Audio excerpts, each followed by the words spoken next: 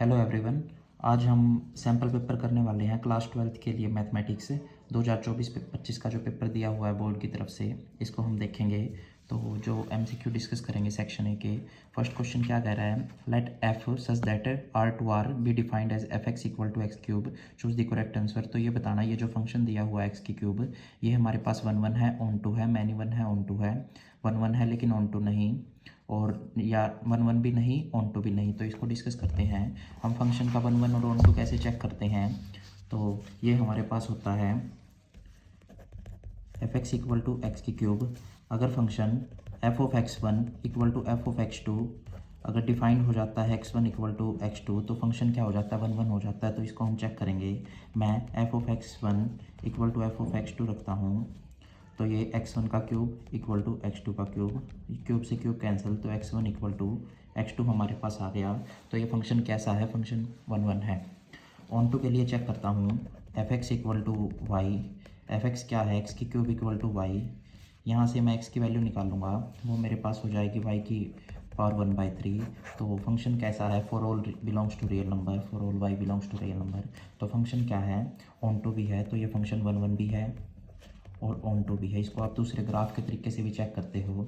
कैसे, ये कोई भी रियल नंबर का सेट, ये कोई भी रियल नंबर का, यहाँ से यहाँ फंक्शन जा रहा है एक्स की क्यूब। मान लो यहाँ कोई नंबर है रियल नंबर 0 1 2 3 -1 -2, तो 0 के लिए इमेज 0 बन रही है, -1 के लिए इमेज -1 बन रही है, 3 के लिए इमेज 27 बन रही है, -2 के लिए इमेज माइनस का 8 बन रही है। तो हर एक एलिमेंट के लिए यूनिक यूनिक इमेज मिल रही है। तो फंक्शन कैसा है, वन वन है। और अगर मैं इसके सारे एलिमेंटों की बात करूँ, तो बी का कोई भी एलिमेंट यहाँ खाली नहीं बचेगा, बी के सारे एलिमेंट फिल हो जाएंगे। तो फंक्शन कैसा है, ऑन टू भी है। तो ये फंक्शन वन वन भी है, ऑन टू भी है। हम ग्राफ से भी इसको चेक कर सकते हैं। तो यहाँ जो ऑप्शन हो जाएगा इसका, ऑप्शन नंबर ए करेक्ट हो जाएगा। फंक्शन वन वन भी है, ऑन टू भी है। Next question, the principal value of cosecant inverse under root -2। तो वो कह रहा है जो कोसिकेंट इनवर्स है माइनस का रूट 2, इसकी प्रिंसिपल वैल्यू हमें फाइंड आउट करनी है। तो वो हमें पता है कि कोस कोट और सीकेंट को छोड़ के बाकी जो फंक्शन होते हैं वो माइनस बाहर फेंक देते हैं। तो मैं कह सकता हूँ माइनस का कोसिकेंट इनवर्स रूट 2। वैल्यू देखेंगे, रूट 2 कोसिकेंट की किस पे होती है, माइनस का ये होती है रूट 2 पाई/4 पे। तो कोसिकेंट पाई/4 ये रेंज में बिलोंग कर रहा है पाई/4 इसकी कोसिकेंट की, तो ये कैंसिल। तो इसका आंसर हो जाएगा माइनस का पाई/4 और ये इसकी प्रिंसिपल वैल्यू आ जाएगी। तो इसका ऑप्शन नंबर, ऑप्शन नहीं था ये, फिलिंग द ब्लैंक्स था, तो -पाई/4 करेक्ट हो जाएगा। Next question, the number of all possible matrix of order 2x2 with each entry 3 and 4। वो कह रहा है कि कितनी वो पॉसिबल मैट्रिक्स बन सकती हैं सारे ऑर्डर्स की, जो जिसकी एंट्री 3 और 4 लेनी है और 2x2 की मैट्रिक्स बनानी है। तो एंट्री कितने नंबर्स हैं, 2 नंबर्स हैं, और जो ये है इनकी मल्टीप्लाई कितनी आ रही है, वो आ रही है 4। तो 2 की पावर 4 यहाँ हो जाएगा आंसर, दैट इज 16 यहाँ करेक्ट आंसर हो जाएगा। क्यों, क्योंकि नंबर्स थे हमारे पास 2 और जो मैट्रिक्स की मल्टीप्लाई आ रही है 2x2 की, वो आ रही है 4। तो ये 16 इसका करेक्ट आंसर हो जाएगा, 16। ए कोई भी नॉन सिंगुलर मैट्रिक्स है। नॉन सिंगुलर क्या होता है, जिसका डिटरमिनेंट नॉट इक्वल टू 0 होता है, जिसका ऑर्डर दे रखा 3x3। If A inverse determinant equal to 1/5 find adjoint of A determinant. तो एडजॉइंट ऑफ ए का डिटरमिनेंट बताना है। जब ए इनवर्स का डिटरमिनेंट दे रखा 1/5, तो एडजॉइंट ऑफ ए का डिटरमिनेंट हमें फाइंड आउट करना, और मैट्रिक्स है 3x3 की। तो ये क्वेश्चन कैसे करते हैं, जब ए इनवर्स का डिटरमिनेंट 1/5 है, तो ए का डिटरमिनेंट कितना आ जाएगा हमारे पास 5, और एडजॉइंट ऑफ ए के डिटरमिनेंट का क्या फॉर्मूला होता है हमारे पास, वो होता है ए का डिटरमिनेंट की पावर n-1। एन यहाँ क्या है, मैट्रिक्स का ऑर्डर, तो ए का डिटरमिनेंट 5 और मैट्रिक्स का ऑर्डर है 3, तो 3 - 1 दैट इज़ 5, 2 और 5 की पावर 2 हमारे पास हो जाएगा 25। तो यहाँ 25 इसका करेक्ट आंसर हो जाएगा, तो 25 करेक्ट। वो कह रहा है A and B are invertible square matrix. Invertible square matrix क्या होती हैं, ऐसी मैट्रिक्स जिनका इन्वर्स एग्जिस्ट करता है, जिसकी कंडीशन होती है A B equal to B A equal to identity of same order. इनका ऑर्डर सेम दे रखा है, which of the following is not correct. इनमें से क्या करेक्ट नहीं है, ये हमें बताना है। तो A B C D 4 option दे रखे हैं। अगर आप डिस्कस करो कि डिटर्मिनेंट की ये कंडीशन दे रखी है और इनका इन्वर्स भी एग्जिस्ट करता है, तो इस टाइप की मैट्रिक्स को हम कैसे करते हैं। फर्स्ट ऑप्शन इसमें क्या कह रहा है, ए बी इनवर्स का डेटर्मिनेंट, ये हम इसको लिख सकते हैं, ए का डेटर्मिनेंट अलग, बी का इनवर्स का डेटर्मिनेंट अलग, ये नीचे जाके डिवाइड में, तो ए और बी, ये हमारे पास करेक्ट है फर्स्ट। सेकंड क्या कह रहा है, ए बी इकट्ठे का इनवर्स का डेटर्मिनेंट है, तो ये ए बी डिवाइड में, इसका डेटर्मिनेंट अलग, इसका डेटर्मिनेंट अलग, ये भी ऑप्शन करेक्ट है। ए बी का इन्वर्स कैसे खुलता है, जैसे ट्रांसपोज खुलते हैं वैसे ही खुलता है, पहले बी का इन्वर्स फिर ए का इन्वर्स, तो ये भी हमारे पास क्या है, यहाँ इधर मल्टीप्लाई आएगा, तो ये भी हमारे पास करेक्ट है।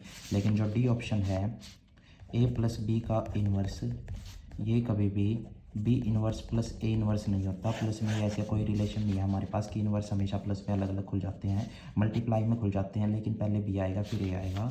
जैसे ट्रांसपोज होता है हमारे पास, ए बी का ट्रांसपोज, बी का ट्रांसपोज, ए का ट्रांसपोज, सेम ऐसे इन्वर्स भी खुल जाते हैं, लेकिन प्लस का कोई रिलेशन नहीं है। तो ये हमारे पास ऑप्शन डी क्या है, नॉट करेक्ट है, ऐसा कोई रिलेशन हमारे पास नहीं होता। वो कह रहा है D Y by D X find out करना है जब X minus Y equal to pi दे रखा है क्वेश्चन 6 में, जब X minus Y equal to pi दे रखा है तो D Y by D X find out करना है। तो यहाँ से वाई निकाल लेता हूँ मैं, वाई कितना आ जाएगा, एक्स माइनस पाई आ जाएगा। Differentiation both side with respect to x, तो एक्स का डिफ्रेंशिएशन 1 और कांस्टेंट पाई का 0, तो यहाँ पर इसका करेक्ट आंसर हो गया। Next question, find the derivative of f x कितना है, ई एक्स स्क्वेयर है with respect to g x cos x.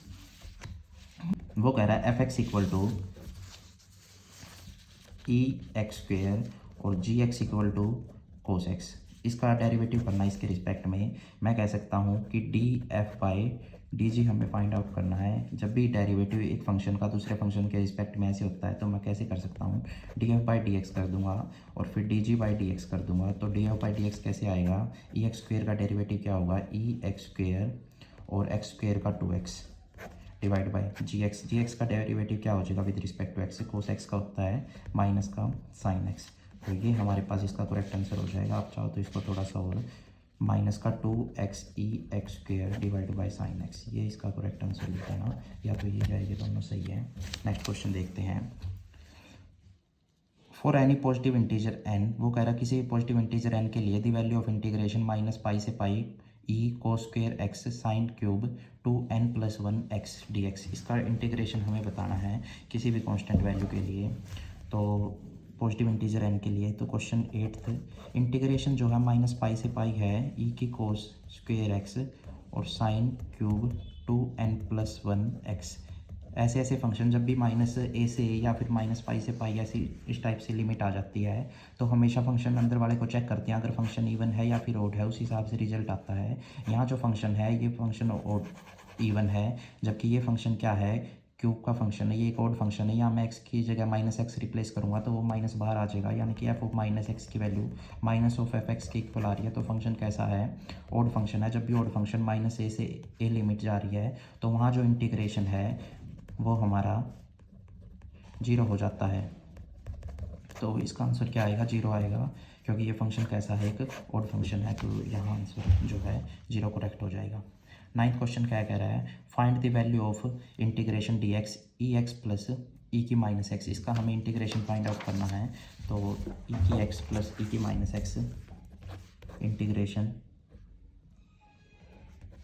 D x e की एक्स प्लस ई की माइनस एक्स, ये हमें फाइंड आउट करना है। इसको कैसे करेंगे, इंटीग्रेशन डी की एक्स, मैं क्या लिख सकता हूँ, ई की एक्स प्लस, ये पावर नेगेटिव है नीचे जाके पावर पॉजिटिव, एलसीएम लेता हूँ, डी एक्स ये आ जाएगा ई की 2x + 1 डिवाइड बाई ई की एक्स, ये फोर्थ टर्म ऊपर जाके मल्टीप्लाई में, तो ई की एक्स डी एक्स और नीचे आया है ई की 2x + 1। मैं क्या करता हूँ, पुट कर देता हूँ इधर ई की एक्स को टी, तो ई की एक्स को मैं अगर पुट करता हूँ टी तो इसका डिफ्रेंशिएशन हो जाएगा ई की x d x equal to d t. तो यहाँ जो है फर्स्ट इस पूरे की जगह मैं डी टी लिख सकता हूँ, और नीचे ई की एक्स को टी पुट किया था तो ये टी स्क्वेयर और +1, तो इसका हमारे पास डायरेक्ट इंटीग्रेशन होता है tan इनवर्स टी, तो प्लस सी, तो tan इनवर्स टी की वैल्यू ई की एक्स, तो ये आ जाएगा tan इनवर्स ई की एक्स प्लस सी, तो ये इसका करेक्ट आंसर हो जाएगा। नेक्स्ट क्वेश्चन,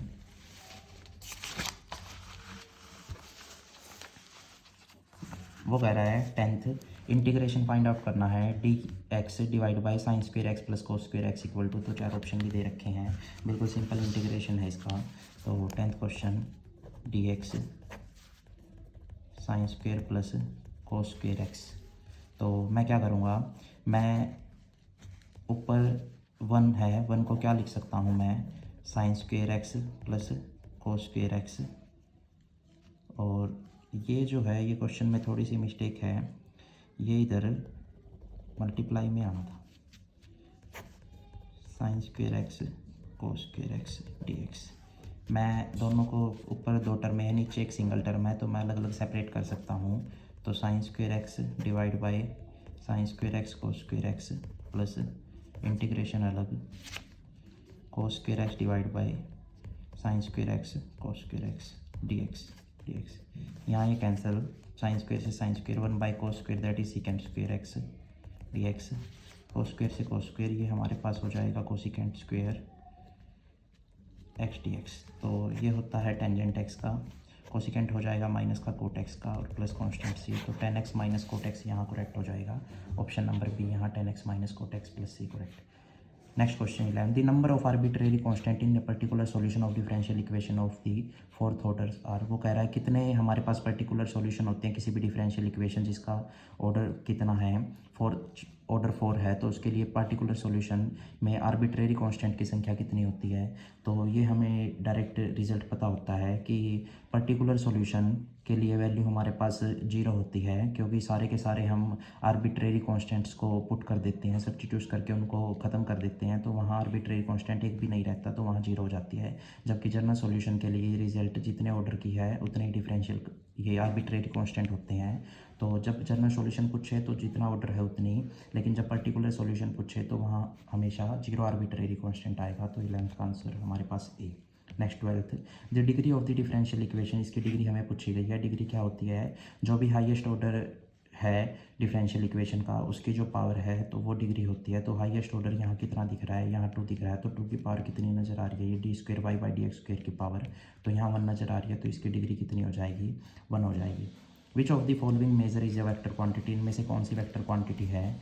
तो हमारे पास ये मास केजी में, तो मास एक स्केलर है, ये हमारे पास एक्सेलरेशन की वेक्टर क्वांटिटी है, जबकि ये पावर की यूनिट वोट, ये हमारे पास फिर से स्केलर है, और ये चार्ज भी एक स्केलर क्वांटिटी है। तो ये हमारे पास वेक्टर क्वांटिटी है acceleration. Next question, vector A equal to 4i plus 6j, vector B equal to 3i plus 4k, then the vector form of the component of A along B. तो इसकी vector form बतानी है इस component की, A along B के along बतानी है।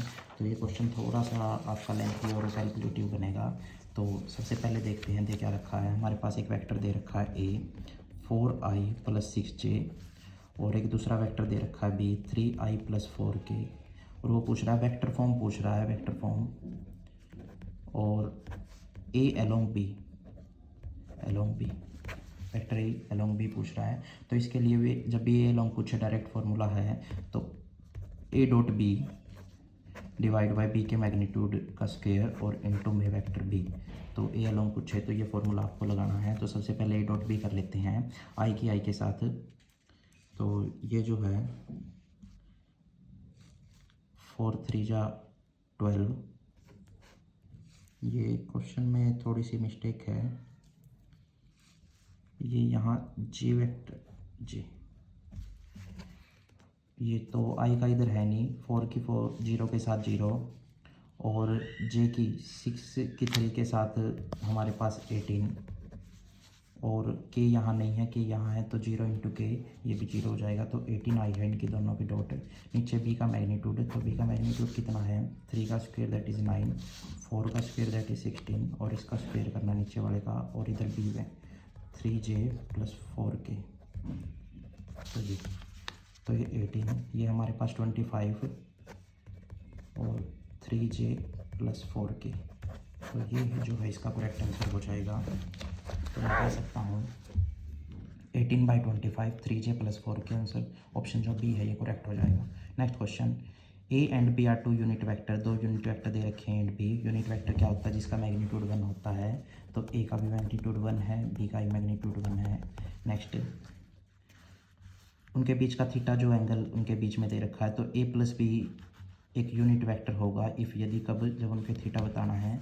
तो ए प्लस बी को यूनिट वेक्टर, ए प्लस बी को यूनिट वेक्टर लेके चल पड़ते हैं, और थीटा हमें फाइंड आउट करना है। तो दोनों तरफ स्क्वेयरिंग कर देता हूँ। ये हो जाएगा ए के मैग्नीट्यूड का स्क्वेयर बी के मैग्नीट्यूड का स्क्वेयर प्लस 2 ए बी और इक्वल टू 1। ये 1 1 प्लस 2 ए बी और ये इक्वल टू 1। तो ये 1 से 1 कैंसिल, ये उस तरफ 1 प्लस 2 ए बी, ये हो जाएगा हमारे पास 0। तो A dot B equal to -1/2। तो यहाँ हमें ए डॉट बी होता है ए का मैग्नीट्यूड बी का मैग्नीट्यूड कोस थीटा -1/2। ये 1 1 तो कोस थीटा इक्वल टू -1/2। तो कोस थीटा -1/2 किस पे होता है, कोस 2π/3 पे। तो यहाँ कैंसिल, थीटा इक्वल टू 2π/3 हमारे पास करेक्ट हो जाएगा। बिल्कुल इजी क्वेश्चन आया हुआ था वेक्टर स्पेस से। तो ये हमारे पास theta equal to 2π/3। 16 two event A and B are mutually independent. दो इवेंट म्यूचुअली इंडिपेंडेंट दे रखे हैं। If A and B are mutually exclusive, P A complement intersection B complement 1 - PA 1 - ये NCERT की बुक से क्वेश्चन एक्सरसाइज से ही। तो इसका जो है दो इवेंट जब भी इंडिपेंडेंट हो तो उनकी PA इंटरसेक्शन भी हमेशा PA डॉट PB के इक्वल होती है। तो मैं कह सकता हूँ उनका जो कॉम्प्लीमेंट है बी का, तो ये कॉम्प्लीमेंट के इक्वल हो जाएगी। ए का कॉम्प्लीमेंट बी का कॉम्प्लीमेंट, और मैं कॉम्प्लीमेंट को क्या लिख सकता हूँ 1 - PA लिख सकता हूँ और ये 1 - PB लिख सकता हूँ। तो ये ऑप्शन जो है ऑप्शन हमारे पास बी करेक्ट हो जाएगा। ये बीच में मल्टीप्लाई है, इसको मैं इंटरसेक्शन कहता हूँ। 1 - P और 1 - PB के इक्वल हो जाएगा। तो 16 का हमारे पास बी करेक्ट है। नेक्स्ट क्वेश्चन करते हैं 17। PA/B ग्रेटर देन PA, तो विच of the following is correct. वो कह रहा है अगर PA/B ग्रेटर देन है PA से, तो इनमें से कौन सा करेक्ट है, सोल्व करते हैं। PA/B greater than PA, A/B के लिए कंडीशनल प्रोबेबिलिटी के लिए formula PA intersection B divide by PB greater than PA। मैं इनको रिप्लेस कर देता हूँ, क्रॉस मल्टीप्लाई है intersection B divide by PA और ये इधर जाके PB। तो ये हमारे पास फॉर्मूला बन गया PB/A ग्रेटर देन PB। तो C हमारे पास करेक्ट हो जाएगा, PB/A ग्रेटर देन PB। तो 17 का C हमारे पास करेक्ट। नेक्स्ट क्वेश्चन PA 1/2 PB इक्वल टू 0, PA/B बताना है। जब PA हमारे पास दे रखा है 1/2, PB दे रखा है 0, तो PA/B बताना, ये भी एक्सरसाइज से क्वेश्चन है। तो P कंडीशनल प्रोबेबिलिटी है इंटरसेक्शन B और नीचे PB। इंटरसेक्शन B हमें पता नहीं और PB 0, तो something bye 0 that is not defined. तो इसका आंसर है जो नॉट डिफाइंड आपके पास हो जाएगा 18 का। Next reason assertion, this shortest distance between the line, ये जो लाइन दे रखी है वेक्टर फॉर्म में I + 2j - 4k + lambda into this, और दूसरी लाइन है 3I + 3j - 5k + mu into this. आप देखोगे ये दोनों लाइन आपस में पैरेलल हैं क्योंकि इनके जो B वेक्टर है B1 B2 equal to B ही है, दोनों सेम दे रखे हैं। तो हमारे पास जो शॉर्टेस्ट डिस्टेंस का फॉर्मूला होता है दो जब भी पैरेलल लाइन है, तो A2 - A1 B vector divide by P vector का मैग्नीट्यूड। तो ये हमारे पास फॉर्मूला हो जाएगा शॉर्टेस्ट डिस्टेंस निकालने का।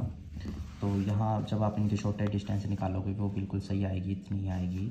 और वो कह रहा है रीजन में in a space of line which are neither intersecting nor parallel are non coplanar are called skew lines. Skew lines की डेफिनेशन दे रखी है कि ऐसी दो लाइंस जो ना तो एक दूसरे को कभी काटती, ना ही एक दूसरे के कभी पैरेलल होती, और ना ही कोप्लेनर ना ही सेम प्लेन में होती, उन्हीं को स्क्यू लाइन्स कहते हैं। बिल्कुल सही बात है।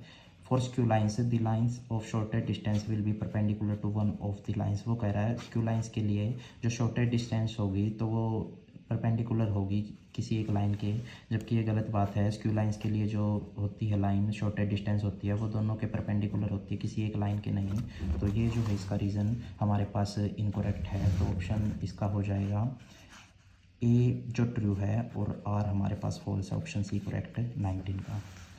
20 एक असर्शन दे रखा है इक्वल टू 1 2 3 4 और से फंक्शन जा रहा है ABCD तक। तो फंक्शन डिफाइन कर रखा है 1A पे 2B पे और 3C पे, एक बाइजेक्टिव फंक्शन है। तो फंक्शन जा रहा है 1 2 3 4 से ABCD तक। तो 1A पे 2B पे और 3C पे ये कह रहा है ये एक बाइजेक्टिव फंक्शन है, बाइजेक्टिव यानी कि ये 1 1 भी है ऑन 2 भी है, लेकिन यहाँ तो 4 की कोई इमेज ही नहीं मिल रही, तो ये फंक्शन ही नहीं है, बाइजेक्टिव तो दूर की बात है, तो ये 4 की कोई इमेज ही नहीं मिल रही, तो ये एक फंक्शन नहीं है। तो मैं कह सकता हूँ it is not a bijective because it is not a function. तो असर्शन जो है वो तो फॉल्स है। रीज़न देख लेते हैं। वो कह रहा है अगर फंक्शन हो 1 2 3 और वो ABCD तक जाए, अगर फंक्शन में हो 1 2 3 और वो जाए ABCD तक, तो फंक्शन डिफाइन कर रखा है 1A पे 2B पे 3C पे, 1A पे 2B पे 3C पे, तो ये एक 1 1 फंक्शन होता है। बिल्कुल सही बात है, हर एक एलिमेंट की हर एक यूनिक प्रीमेज मिल रही है, तो ये एक 1 1 फंक्शन है। तो इनका हम जो रीज़न है वो तो करेक्ट दे रखा है, लेकिन जो असर्शन है वही फॉल्स दे रखा है। तो मैं कह सकता हूँ A is false but R is true. Option number D यहाँ करेक्ट हो जाएगा 20 क्वेश्चन का, तो ये आप लोग कर लीजिएगा।